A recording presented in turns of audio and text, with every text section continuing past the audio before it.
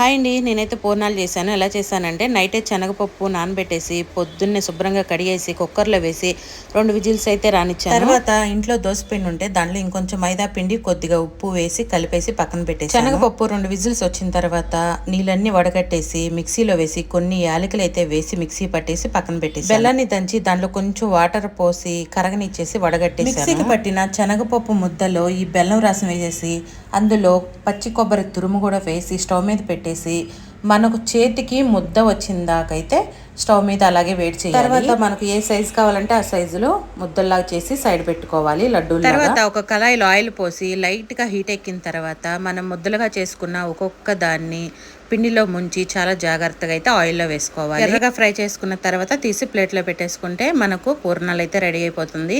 ఒక్కటి కూడా పగలకుండా చాలా నీట్గా వచ్చినాయి. టేస్ట్ మాత్రం సూపర్గా ఉంటుంది. మీరు కూడా ట్రై చేయండి. ఎలా ఉంది కామెంట్ చేయండి.